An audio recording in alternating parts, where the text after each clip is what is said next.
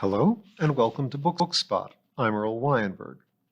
This time we will continue our reading of Citizen of the Galaxy by Robert Heinlein. Thorby has been given by his foster father among the free traders to the hegemony so that they can find his family for him.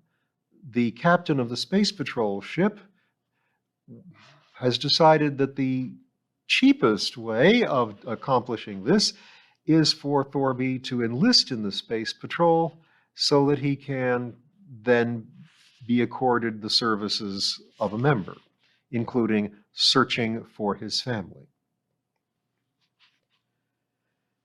Thorby spent an unhappy night. The master-at-arms billeted him in Senior PO's quarters, and he was well treated, but embarrassingly aware of the polite way in which those around him did not stare at his gaudy Sisu dress uniform. Up till then he had been proud of the way Sisu's dress stood out. Now he was learning painfully that clothing has its proper background. That night he was conscious of snores around him, strangers, Fracky, and he yearned to be back among people where he was known, understood, recognized. He tossed on a harder bed than he was used to and wondered who would be getting his own. He found himself wondering whether anyone had ever claimed the hole he still thought of as home. Would they repair the door? Would they keep it clean and decent the way Pop liked? What would they do with Pop's artificial leg? Asleep, he dreamed of Pop and of Sisu all mixed up. At last, with grandmother beheaded and a raider bearing down, Pop whispered, "No more bad dreams, Thorby. Never again, son. Just happy dreams." He slept peacefully then, and awoke in this forbidding place with gabbling Fracky all around him. Breakfast was substantial, but not up to Aunt Agatha's high standards. However, he was not hungry. After breakfast, he was quietly tasting his misery when he was required to undress and submit to indignities. It was his first experience with medical men's offhand behavior with human flesh. He loathed the poking and prodding. When the commanding officer sent for him, Thorby was not even cheered by seeing the man who knew Pop. This room was where he had had to say a last good business to Father. The thoughts lingered there that were not good. He listened listlessly while Brisby explained. He woke up a little when he understood he was being offered status. Not much, he gathered, but status. The Fracky had status among themselves. It had never occurred to him that Fracky's status could matter even to Fracky. "You don't have to," Colonel Brisby concluded, "but it will make simpler the thing Colonel Baslam wanted me to do. Find your family, I mean. You would like that, wouldn't you?" Thorby almost said that he knew where his family was, but he knew what the colonel meant. His own Sib, whose existence he had never quite been able to imagine. Did he really have blood relatives somewhere? "I suppose so," he answered slowly. "I don't know." Brisby wondered what it was like to have no frame to your picture. "Colonel Baslam was anxious to have me locate your family. I can handle it easier if you are officially one of us. Well, it's Guardsman 3rd class, 30 credits a month, all you can eat and not enough sleep, and glory, a meager amount." Thorby looked up. "This is the same service my Pop, Colonel Baslam, you call him, was in? He really was?" "Yes, senior to what you will be, but the same service. I think you started to say family. You like to think of the service as one enormous family. Colonel Baslam was one of the more distinguished members of it." "Then I want to be adopted, enlisted, whatever the word is." Chapter 16. Fracky weren't bad when you got to know them. They had their secret language, even though they thought they talked interlingua. Thorby added a few dozen verbs and a few hundred nouns as he heard them. After that, he tripped over an occasional idiom. He learned that his light years as a trader were respected, even though the people were considered odd. He didn't argue. Fracky couldn't know better. HGC Hydra lifted from Hecate, bound for the Rim Worlds. Just before jump, a money order arrived, accompanied by a supercargo swarm which showed the draft to be 1/83rd of Sisu's appreciation from Jubalpur to Hecate. As if, Thorby thought, he were a girl being swapped. It was an uncomfortably large sum, and Thorby could find no entry charging him interest against a capital share of the ship, which he felt should have been there for proper accounting. It wasn't as if he had been born in the ship. Life among the people had made the beggar boy conscious of money in a sense that alms never could. Books must balance, and debts must be paid. He wondered what Pop would think of all that money. He felt easier when he learned that he could deposit it with the paymaster. With the draft was a warm note wishing him good business wherever he went and signed Love, Mother. It made Thorby feel better and much worse. A package of belongings arrived with a note from Fritz. Dear brother, nobody briefed me about recent mysterious happenings, but things were crisp around the old ship for a few days.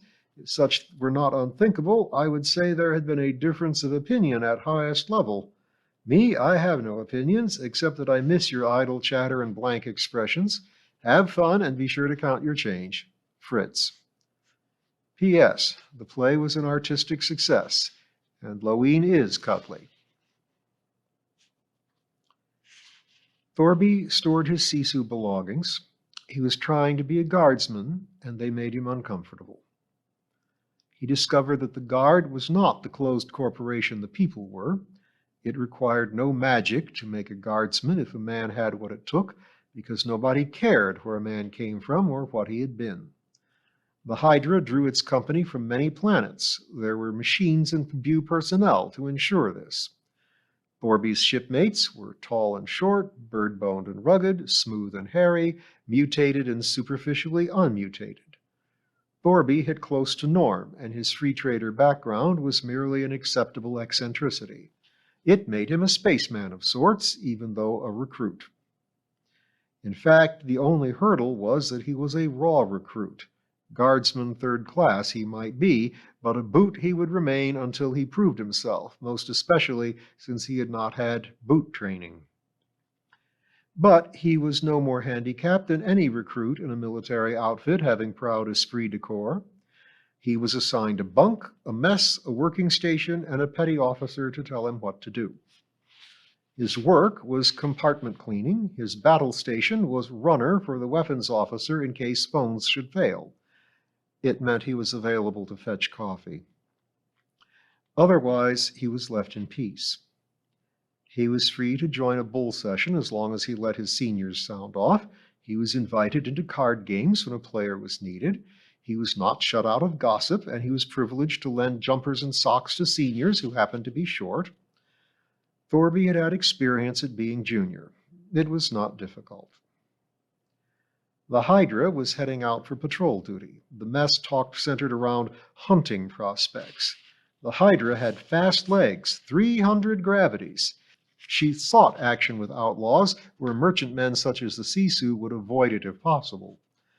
Despite her large complement and heavy weapons, the Hydra was mostly power plant and fuel tanks. Thorby's table was headed by his petty officer, Ordnance Man Second Class Peavy, down as Decibel. Thorby was eating one day with his ears tuned down while he debated visiting the library after dinner or attending the stereo show in the mess room when he heard his nickname. Isn't that right, Trader? Thorby was proud of his nickname. He did not like it in Peavy's mouth, but Peavy was a self-appointed wit. He would greet Thorby with the nickname, inquire solicitously how's business, and make gestures of counting money. So far, Thorby had ignored it. Isn't what right? Why don't you keep your ears open? Can't you hear anything but rustle and clink? I was telling him what I told the weapons officer. The way to rack up more kills is to go after him, not pretend to be a traitor, too scared to fight and too fat to run. Thorby felt a simmer. Who, he said, told you that traitors are scared to fight? Quit pushing that stuff. Who ever heard of a traitor burning a bandit? Peavy may have been sincere. Kills made by traitors received no publicity, but Thorby's burn increased. I have. Thorby meant that he had heard of traitors burning raiders. Peavy took it as a boast. Oh, you did you? Listen to that, men. Our peddler is a hero. He burned a bandit all by his own little self. Tell us about it. Did you set fire to his hair or drop potassium in his beer? I used, Thorby stated, a Mark 19 one-stage target seeker made at Bethlehem, Ontario, and armed with a 20-megaton plutonium warhead. I launched a timed shot on closing to beaming range on a collision curve prediction. There was silence. Finally, Peavy said coldly, Where did you read that? It's what the tape showed after the engagement. I was senior starboard fire controlman. The portside computer was out, so I know it was my shot that burned him. No, he's a weapons officer. Peddler don't peddle it with here. Thorby shrugged. I used to be. A weapons control officer, rather. I never learned much about ordnance. Modest, isn't he? Talk is cheap, traitor. You should know, Decibel. Peavy was halted by his nickname. Thorby did not rate such familiarity. Another voice cut in, saying sweetly, Sure, Decibel, talk is cheap. Now you tell us about the big kills you've made. Go ahead. The speaker was non-rated, but was a clerk in the executive office and immune to Peavy's displeasure. Peavy glowered. Enough of this prattle, he growled. Baslam, I'll see you at 0800 in combat control. We'll find out how much you know about fire control. Thorby was not anxious to be tested. He knew nothing about the Hydra's equipment, but an order is an order. He was facing Peavy's smirk at the appointed time. The smirk did not last. Hydra's instruments bore no resemblance to those of the Sisu, but the principles were the same, and the senior gunnery sergeant, cybernetics, seemed to find nothing unlikely in an ex-trader knowing how to shoot. He was always looking for talent, people to handle ballistic trackers, for the preposterous problems of combat at sub-light speed were as scarce among guardsmen as among the people. He questioned Thorby about the computer he had handled. Presently he nodded. I've never seen anything but schematics on a Dusseldorf tandem rig. That approach is obsolete. But if you can get a hit with that junk, we can use you. The sergeant turned to Peavy. Thanks, Decibel. I'll mention it to the weapons officer. Stick around, Baslam. Peavy looked astonished. He's got work to do, Sergeant. Sergeant Luter shrugged. Tell your leading PO that I need Baslam here. Thorby had been shocked to hear Sisu's beautiful computers called junk. But shortly he knew what Luter meant. The massive brain that fought for the Hydra was a genius among computers. Thorby would never control it alone. But soon he was an acting ordnanceman, third-class cybernetics, and relatively safe from Peavy's wit. He began to feel like a guardsman, very junior, but an accepted shipmate. Hydra was cruising above speed of light toward the rim world of Ultima Thule, where she would refuel and start prowling for outlaws. No query had reached the ship concerning Thorby's identity. He was contented with his status in Pop's old outfit. It made him proud to feel that Pop would be proud of him. He did miss the Sisu, but a ship with no women was simpler to live in. Compared with Sisu, the Hydra had no restrictive regulations. But Colonel Brisby did not let Thorby forget why he had been enlisted. Commanding officers are many linkages away from a recruit. A non-rated man might not lay eyes on his skipper except at inspections, but Brisby sent for Thorby repeatedly.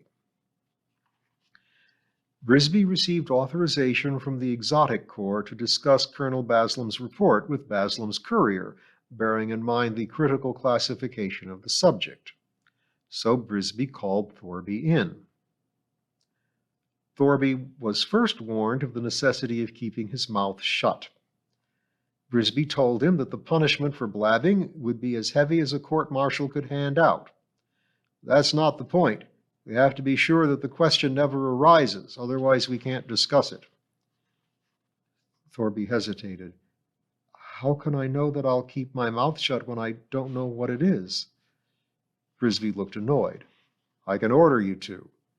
Yes, sir, and I'll say aye, aye, sir, but does that make you certain I wouldn't risk a court-martial? But this is ridiculous. I want to talk about Colonel Baslam's work, but you're to keep your yap shut. You understand me? If you don't, I'll tear you to pieces with my bare hands. No young punk is going to quibble with me where the old man's work is concerned. Thorby looked relieved. Why didn't you say that, Skipper? I wouldn't blab about anything of Pop's. Why, that was the first thing he taught me. Oh, Brisby grinned. I should have known. Okay. I suppose, Thorby added thoughtfully, that it's all right to talk to you. Brisby looked startled. I hadn't realized that this cuts two ways, but it does. I can show you a dispatch from his corps telling me to discuss his report with you. Would that convince you? Brisby found himself showing a most secret dispatch to his most junior acting petty officer to convince said junior that his CO was entitled to talk with him. At the time it seemed reasonable. It was not until later that the colonel wondered. Thorby read the translated dispatch and nodded. Anything you want, Skipper. I'm sure Pop would agree. Okay, you know what he was doing? Well, yes and no. I saw some of it. I know what sort of things he was interested in having me notice and remember. I used to carry messages for him, and it was always very secret, but I never knew why. Thorby frowned. He said he was a spy. Intelligence agent sounds better. Thorby shrugged. If he was spying, he'd call it that. Pop never minced words. No, he never minced words, Brisby agreed, wincing, as he recalled being scorched right through his uniform by a dressing down. Let me explain. Know any Terran history? Not much. It's a miniature history of the race. Long before space travel, when we hadn't even filled up Terra, there used to be dirt-side frontiers. Every time new territory was found, you always got three phenomena. Traders ranging out ahead and taking their chances, outlaws preying on the honest men, and a traffic in slaves. It happens the same way today when we're pushing through space instead of across oceans or prairies. Frontier traders are adventurers taking great risks for great profits. Outlaws, whether hill bandits or sea pirates or raiders in space, crop up in any area not under police protection. Both are temporary. But slavery is another matter. The most vicious habit humans fall into and the hardest to break. It starts up in every new land and it's terribly hard to root out. After a culture falls ill of it, it gets rooted in the economic system and the laws, in men's habits and attitudes. You abolish it. You drive it underground. There it lurks, ready to spring up again in the minds of people who think it's their natural right to own other people. You can't reason with them. You can kill them, but you can't change their minds. Brisby sighed. Baslam, the Guard is just the policeman and the mailman. We haven't had a major war in 2 centuries. What we do work at is the impossible job of maintaining order on the frontier. A globe 3,000 light years in circumference. No one can understand how big that is. The mind can't swallow it. Nor can human beings police it. It gets bigger every year. Dirtside police eventually close the gaps, but with us, the longer we try, the more there is. So to most of us, it's a job, an honest job, but one that can never be finished. But to Colonel Richard Baslam, it was a passion. Especially, he hated the slave trade. The thought of it would make him sick at his stomach. I've seen. He lost his leg and an eye, I suppose you know that, while rescuing a shipload of people from a slaving compound. That would satisfy most officers. Go home and retire. Not old spit and polish. He taught a few years, then he went to the one corps that might take him, chewed up as he was, and presented a plan. The 9 worlds are the backbone of the slave trade. The Sargany was colonized a long time ago, and they never accepted hegemony after they broke off as colonies. The 9 worlds don't qualify on human rights and don't want to qualify. So we can't travel there, and they can't visit our worlds. Colonel Baslam decided that the traffic could be rendered uneconomic if we knew how it worked in the Sargany. He reasoned that slavers had to have ships, had to have bases, had to have markets, that it was not just a vice, but a business. So he decided to go there and study it. This was preposterous, one man against a 9-planet empire, but the exotic corps deals in preposterous notions. Even they would probably not have made him an agent if he had not had a scheme to get his reports out. An agent couldn't travel back and forth, nor could he use the mails. There aren't any between us and them, and he certainly couldn't set up an N-space communicator. That would be as conspicuous as a brass band. But Baslam had an idea. The only people who visit both the 9 worlds and our own are the free traders. But they avoid politics like poison, as you know better than I, and they go to great lengths not to offend local customs. However, Colonel Baslam had a personal in with them. I suppose you know that those people he rescued were free traders. He told X-Corps that he could report back through his friends, so they let him try. It's my guess that no one knew he intended to pose as a beggar. I doubt if he planned it. He was always great at improvising. But he got in, and for years he observed and got his reports out. That's the background. And now I want to squeeze every possible fact out of you. You can tell us about methods. The report I forwarded never said a word about methods. Another agent might be able to use his methods. Thorby said soberly, I'll tell you anything I can. I don't know much. You know more than you think you do. Would you let the psych officer put you under again and see if we can work total recall? Anything's okay if it'll help Pop's work. It should. Another thing. Frisbee crossed his cabin, held up a sheet on which was the silhouette of a spaceship. What ship is this? Thorby's eyes widened. A Sarganese cruiser. Frisbee snatched up another one. This? It looks like a slaver that called at Jubalpur twice a year. Neither one, Frisbee said savagely, is anything of the sort. These are recognition patterns out of my files of ships built by our biggest shipbuilder. If you saw them in Jubalpur, they were either copies or bought from us. Thorby considered it. They build ships there, so I've been told. But Colonel Baslam reported ships' serial numbers. How he got them, I couldn't guess. Maybe you can. He claims that the slave trade is getting help from our own worlds. Frisbee looked unbearably disgusted.